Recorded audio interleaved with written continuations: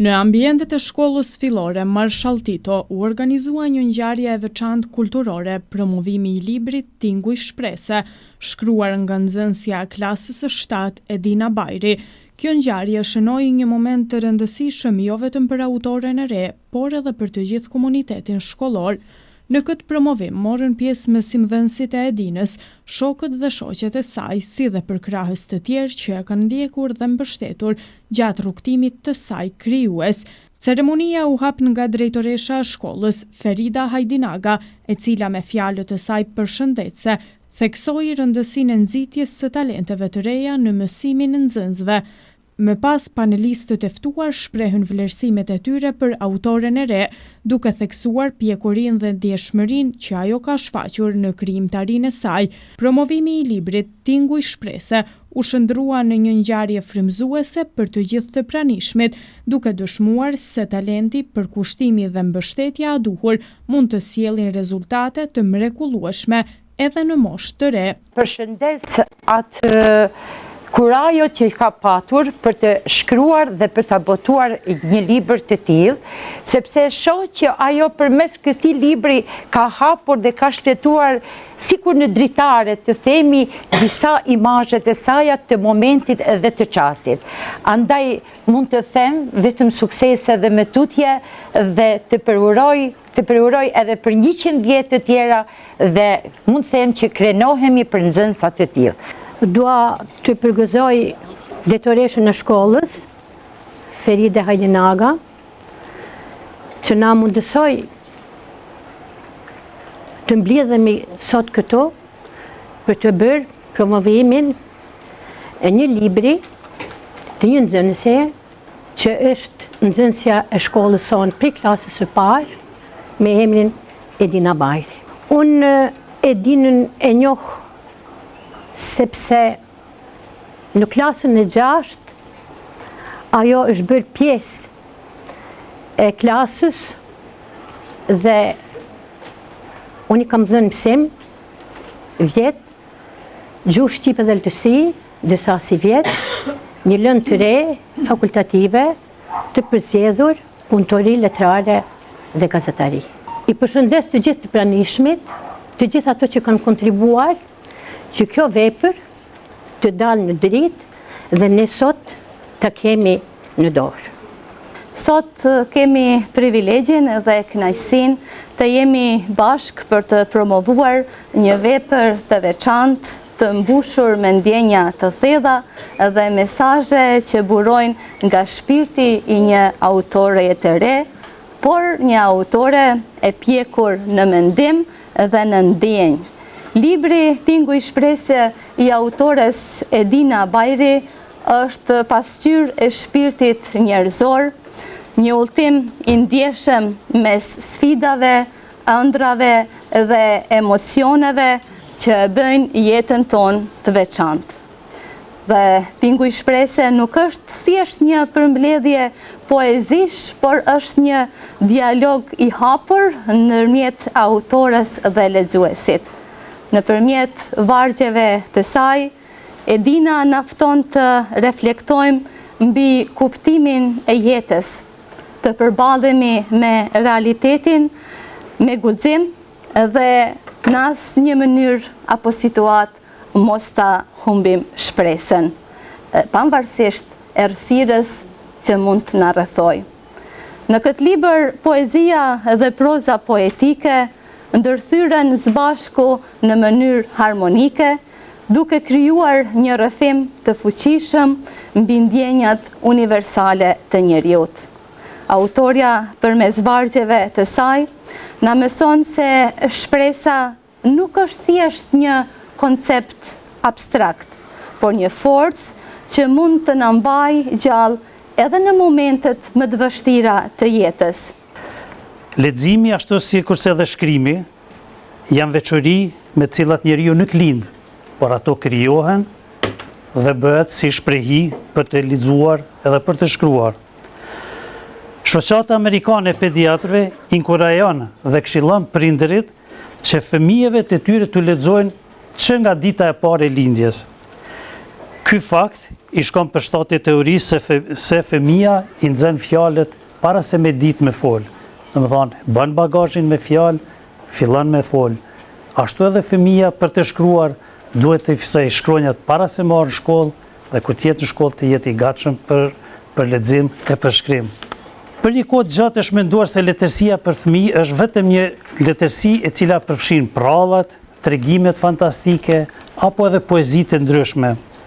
Ka shumë shkrimtarë të mëdhej botëror që kur kanë filluar me shkru kanë menuar që dojnë me bë vepra të mëdha, që kanë me lexuar njerëz të rritur, mirë po ato dolën se ishin vepra për fëmijë dhe janë bërë klasik të kohës tonë, të cilat sot i mësojmë nëpër shkolla dhe i lexojmë si lektyra të domosdoshme. Ju thonë të drejtën edhe unë personalisht kur e kam bërë librin tim Tregime të çuditshme nga Ulçini, kam menuar që jam të bëj një libër diçka pak më ndryshe se të tjerat, dhe në fund doli se nga i libër u morën disa tregime dhe u futën në antologjinë e letërsisë për fëmijë, e kjo më bëri shumë të jem edhe pak krenar, se këto krijimet mia u gjenden në një antologji të cilët fëmijët thonë mund të mësojnë prej tyre.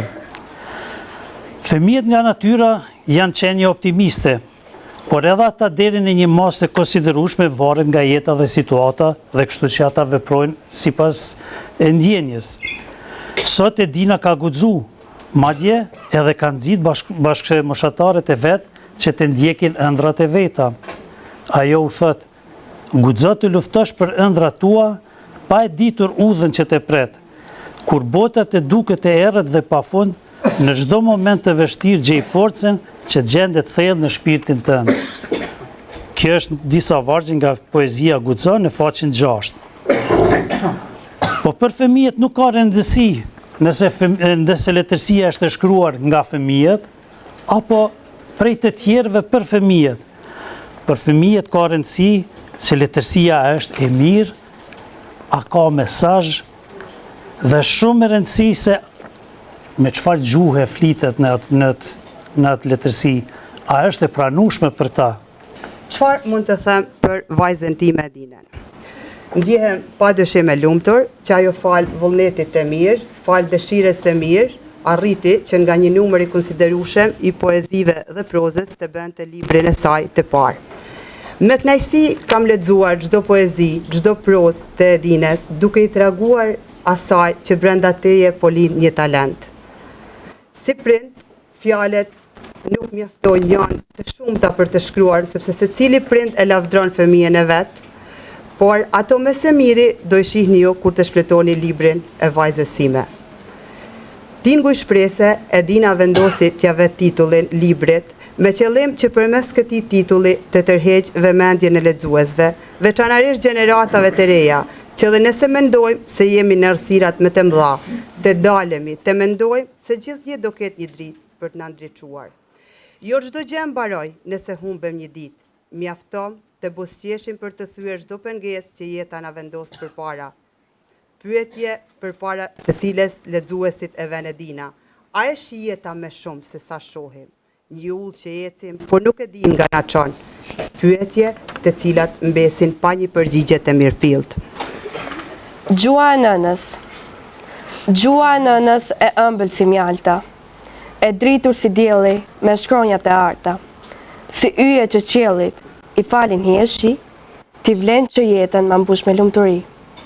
Me ty nisa të ecë në hapat e parë, me ty rritem e çdo ditë ndihem krenare, të flas me shumë dashuri, o gjua ime të parve. Me 36 shkronjat tua, kur do shoh shkëlqimin, çdo libër në gjuhën tënde më dhurojnë ndriçimin. Alfabetin më të bukur, e shtrenjta ime ke, me ty flas e shkruaj, të sa i çmuar për muaje. Ku do shqip, dëgjoj të flitet, syt më mbushen me gëzim. Gjua e nënës më plotson në çdo sim, është freski për shpirtin tim.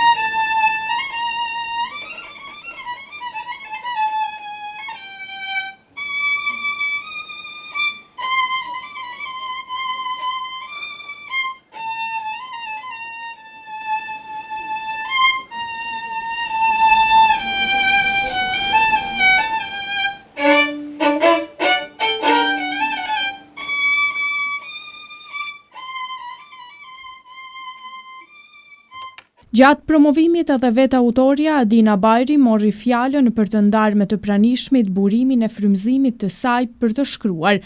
Ajo tregoi se krijimtaria e saj lind nga ndjenjat e brendshme, përjetimet personale dhe dëshira për të shprehur emocione të thella përmes fjalës së shkruar. Me një sinqeritet prekës, Edina shpjegoi se në librin Tinguj shprese ka përmbledhur mendime, ëndra dhe shpresat e saj, duke dashur të jap mesazhe pozitive për të gjithë ata që lexojnë.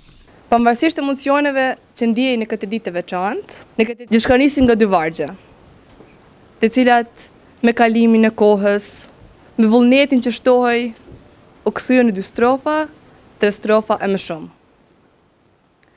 Personi i parë që e ka zbuluar talentin tim ka qenë nëna ime, e cila gjithashtu është një poete, ndërsa babai ka qenë personi që më ka nxitur më së shumti për të shkruar.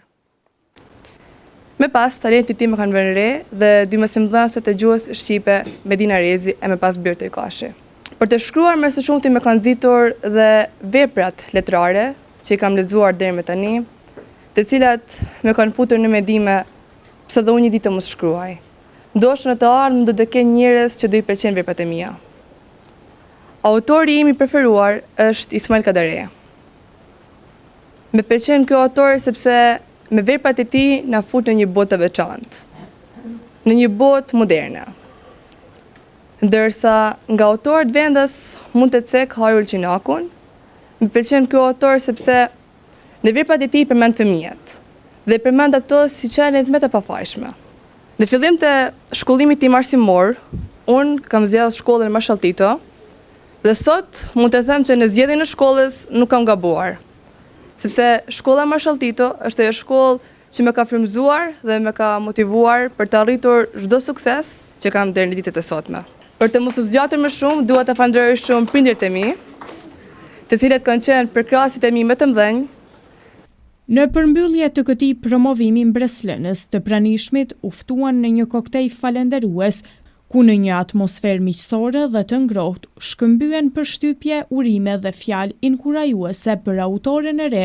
Ky aktivitet u shndrua në një festë të vërtetë të fjalës së shkruar dhe një dëshmi e fuqisë së talentit të ri që rritet me dashurinë për librin dhe për krahjen e duhur. Promovimi i librit Tinguj shprese mbetet një kujtim i paharruar për Edinën dhe një frymëzim për të gjithë bashkëmoshatarët e saj që ëndërrojnë të shprehin botën e tyre përmes artit.